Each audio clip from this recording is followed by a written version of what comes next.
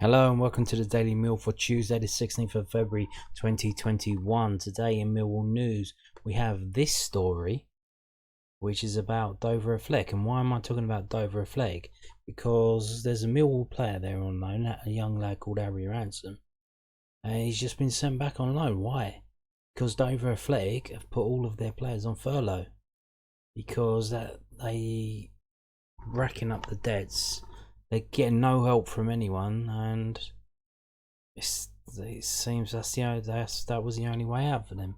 So this is from kentishfootball.co.uk. Let's have a read of this. It says Dover Athletic used the furlough scheme to safeguard the club's long-term future. Dover Athletic have confirmed that all management, players and staff have now been furloughed to safeguard the club's long-term future. Chairman Jim Parmenter, who has funded the club for the past 7 weeks after the initial government grant funding ended in December, said he had been left with no option but to make the decision to prevent the club from becoming insolvent.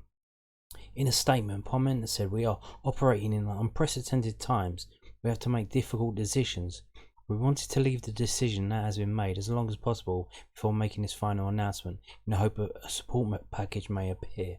Unfortunately, no support has been forthcoming, so it is with the deepest regret that the club must now furlough all staff and players and reduce operations to a bare minimum.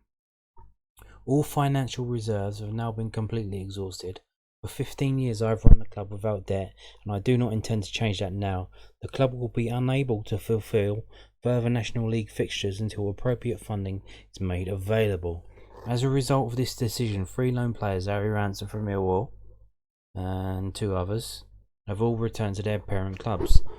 And it says Andy Asenthal's side are currently second from bottom in the Vanarama National League table with 10 points from their 15 league games. So they're already in the relegation zone, quite adrift. It says National League South clubs Maidstone United and Tunbridge Angels have both announced that they are also using furlough scheme. So it's tough times in the lower leagues there.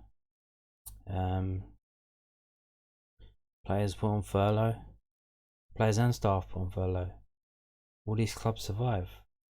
They're being told to close for no reason because the cases are down, the vaccinations are up, everything's going down. I mean, they're playing outside. Why are they still locked up? Why can't they go out and play with crowds in the stand paying money to see them? I mean, I don't know if any of you know this, but when we in the league, when we were barred from going, there were still games happening in non-league when the fans were in attendance. So we couldn't go and see Millwall, but we could go and see Bromley, we could go and see Dover, we could go and see Maidstone or Tunbridge because they were open and they were letting in fans, but we weren't letting in fans. But now that they've stopped them from doing that as well, there isn't really any need for that. They should let them open back up.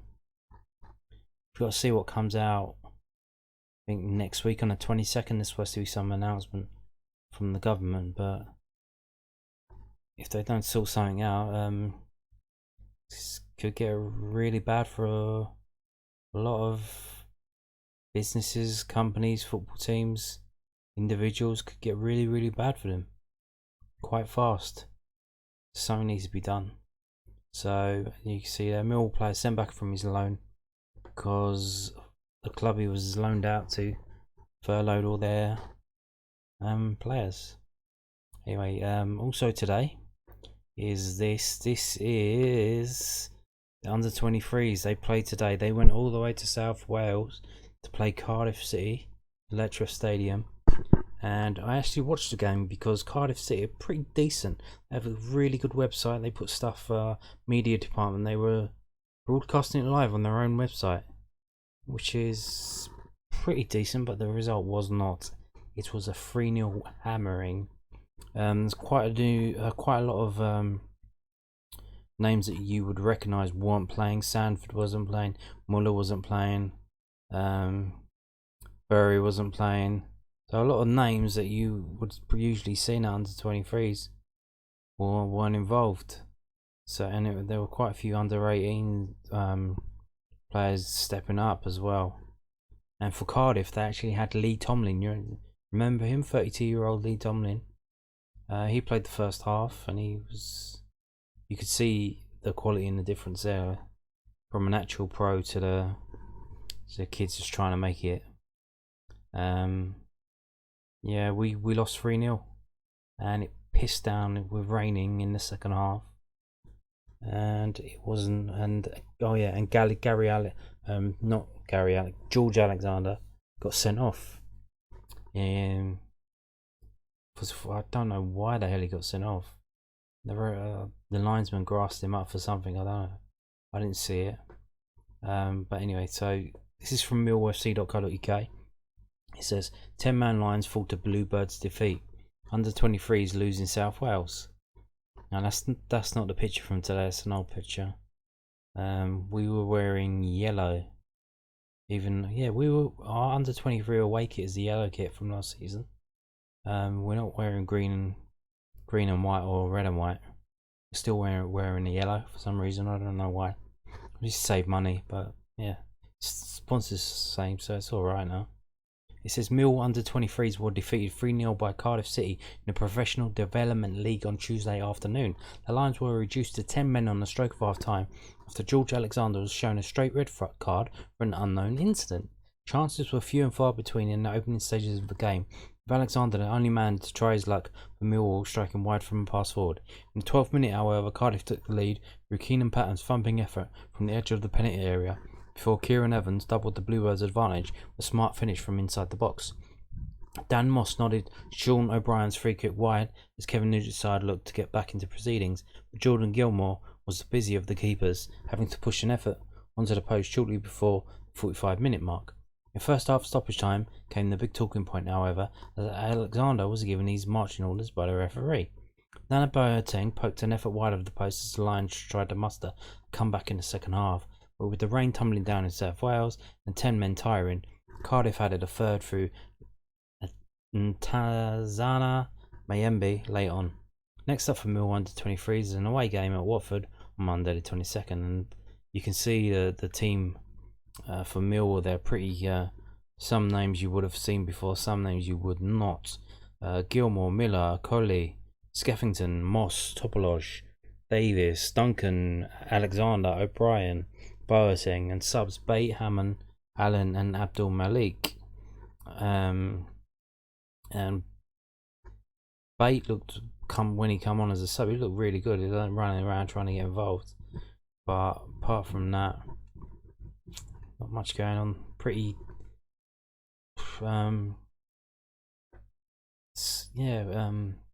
totally outclassed really. There was a difference in quality of the players on the pitch. You could see it if you watched the game. You might be able to get highlights if you go to maybe Cardiff City's website or YouTube. I'm not sure. But like I said, Cardiff City are pretty good media department. Being like the major club in Wales, the premier club in Wales.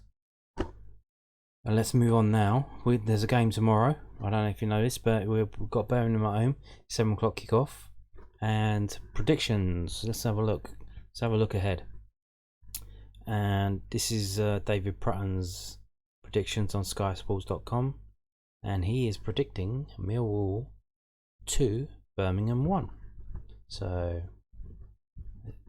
that's good. He normally picks the northern side, but I imagine Birmingham are not that far north for him to get involved. So he's chosen to give the prediction to Millwall. He reckons we're going to win. I hope we do. Let's move on now to another look ahead prediction type of thing. This is zooscore.com, and this is what we got. Yeah, don't worry about looking at a team. They always get it wrong. Let's team news. You see, Birmingham pretty much got a full squad, but they ain't got many decent players in their team. But for Millwall, Conor Mahoney out, Murray Wallace out, Keftenbeld and Leonard still out. Team news: Gary Rowett could change up his attack in midweek after Matt Smith, Jed Wallace, and Mason Bennett all made an impact from the bench against Reading. Central midfield duo Michael Keftenbeld and Ryan Leonard are both doubts for the visit of Birmingham. And for Birmingham's news, it says Aitel Karanka could recall defensive midfielder Ivan Sunjic and forward Jonathan Liko in midweek. Alan Halajovic returned against Luton and should keep his place in the starting 11 here. Match facts. Let's have a read of this. What we got?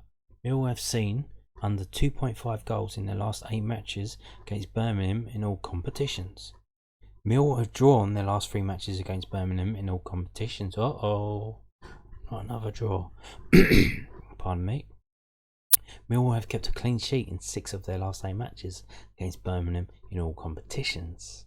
Millwall have been drawing at both half-time and full-time in their last 3 matches against Birmingham in all competitions. Shaping up to be a 0-0 draw, isn't it? There have been under 2.5 goals scored in 6 of Birmingham's last 7 games. Birmingham have failed to win 11 of their last 12 matches. Birmingham are undefeated in 10 of their last 11 away matches against Millwall. Ooh. So they're undefeated in 10 of their last 11 away matches against Millwall. Well, so they've either drawn or won. Okay.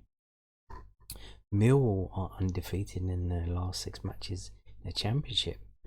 Yeah, it's swung back the other way now. I'm feeling a lot more confident now. So, prediction here from Harry Smith, whoever the hell that is. It says Millwall followed up on their 4-1 demolition of Sheffield Wednesday with an impressive 2-1 away win against promotion hopefuls Reading. The Lions are now unbeaten in 6 league games and are slowly climbing up the table. Birmingham turned in another disappointing performance when they lost 1-0 at home against Luton on Saturday afternoon. The visitors are winless in 5 league games and have dropped down to 23rd place, 1 point adrift from safety. Ooh, and they predict Millwall 2, Birmingham 0. So we got Prutton saying 2-1. We've got this website saying 2-0. If you look on the side, we've got the players pretty even in terms of ratings in the top 3 players. Hutch, Cooper, Wallace, Robert, Sanchez, Dean. Goals pretty similar as well. Assists pretty similar. So, but I don't know. Match forecast: Millwall will score from a direct free kick. Green light for that. Millwall will make a comeback if they go behind. Millwall will score a long shot. Let's hope so. Anyway, so there you go.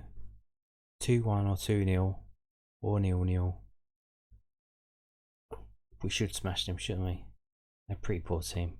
They haven't got anything going on. One of the only decent players they had, we took from them. Mikael Keftenbeld. Fans were gutted he left, and let's see how it runs out. Tomorrow 7 PM. I'll be watching on iFollow. Will you? Anyway, thanks for watching. Bye bye.